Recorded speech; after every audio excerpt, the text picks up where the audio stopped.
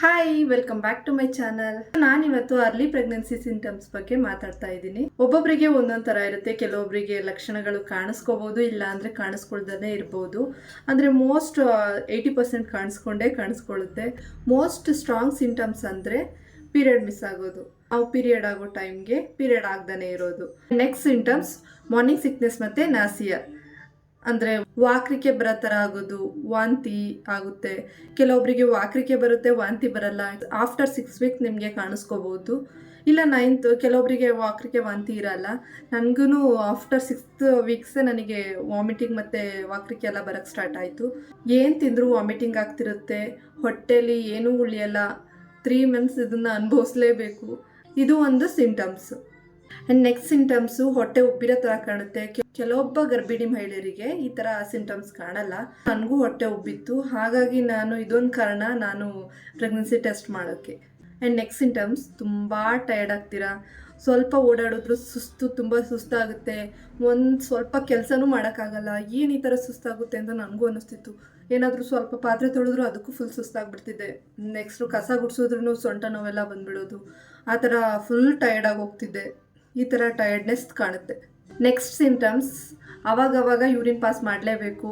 ದಿನಕ್ಕೆ ಒಂದು 4 ಸಲ ಹೋಗ್ತೀವಿ ಅಂದರೆ ಅರ್ದಿಟ್ಕೊಬೇಡಿ, ಒಂದು 10 ಸಲದ ಮೇಲೆ ಹೋಗಬೇಕಾಗುತ್ತೆ. ಇದು ಒಂದು ಸಿಂಟಮ್ಸ್ ಕೂಡ. ಬಯಕೆಗಳು ಸ್ಟಾರ್ಟ್ ಆಗುತ್ತೆ, ಇದನ್ನು ತಿನ್ನಬೇಕು ಅದನ್ನು ತಿನ್ನಬೇಕು ಅನ್ನೋದು ತುಂಬ ಜಾಸ್ತಿ ಆಗುತ್ತೆ. ನೆಕ್ಸ್ಟು ಬಾಡಿಯಲ್ಲಿ ಹೀಟ್ ಜಾಸ್ತಿ ಆಗುತ್ತೆ. ನನಗಂತೂ ಎದೆ ಉರಿ ತುಂಬಾ ಇತ್ತು. ಡಾಕ್ಟರ್ ಕೊಟ್ಟಿರೋ ಟ್ಯಾಬ್ಲೆಟಿಂದನೂ ನನ್ನ ಎದೆ ಉರಿ ಕಡಿಮೆನೇ ಆಗ್ತಿರ್ಲಿಲ್ಲ, ಅಷ್ಟು ಎದೆ ಉರಿಯೋದು. ಸೊ ಇದು ಒಂದು ಸಿಂಟಮ್ಸ್ ಕೂಡ.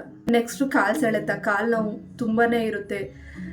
ಮಲಗಕ್ಕೂ ಆಗಲ್ಲ, ಅಷ್ಟು ಕಾಲು ಸೆಳೆತ ಬರುತ್ತೆ. ಸೊ ಇದು ಒಂದು ಸಿಂಟಮ್ಸ್. ಹಾಗೆ ನೀವು ಪೀರಿಯಡ್ ಆಗೋ ಒಂದು ವಾರದ ಹಿಂದೆ ಏನಾದರೂ ಗುಲಾಬಿ ಕಲರ್ ಏನಾದರೂ ಡಿಸ್ಚಾರ್ಜ್ ಆಗ್ತಿದ್ರೆ ಬ್ಲಡ್, ಅದೂ ಒಂದು ಸಿಂಟಮ್ಸ್ ಆಗಿರುತ್ತೆ.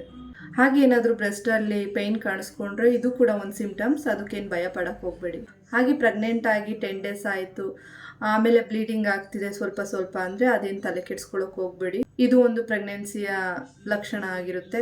ತುಂಬ ಏನಾದರೂ ಜಾಸ್ತಿ ಬ್ಲೀಡಿಂಗ್ ಆಗ್ತಿದೆ ಅಂದರೆ ನೀವು ಡಾಕ್ಟರ್ನ ಕನ್ಸಲ್ಟ್ ಮಾಡಿ.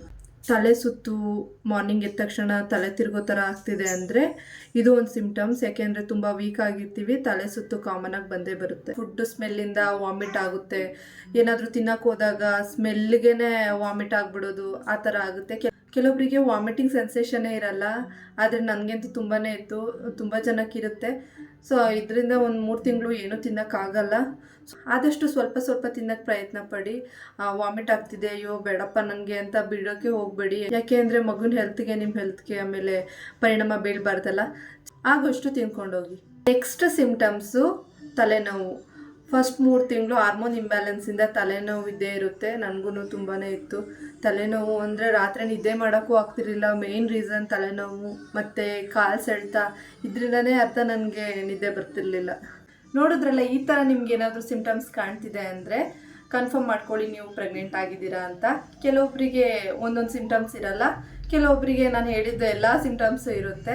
ಸೊ ನಾನು ಅಂದ್ಕೊಂಡಿದ್ದೀನಿ ಈ ವಿಡಿಯೋ ನಿಮಗೆ ತುಂಬ ಯೂಸ್ಫುಲ್ ಆಗಿದೆ ಅಂತ. ನಿಮ್ಗೇನಾದರೂ ಈ ವಿಡಿಯೋ ಯೂಸ್ಫುಲ್ ಆಯಿತು ಅಂದರೆ please like, share and subscribe ಮಾಡೋದನ್ನು ಮರಿಬೇಡಿ. Thank you so much. Bye bye. ಮತ್ತೆ ಇನ್ನೊಂದು ವ್ಲಾಗಲ್ಲಿ ಸಿಗ್ತೀನಿ.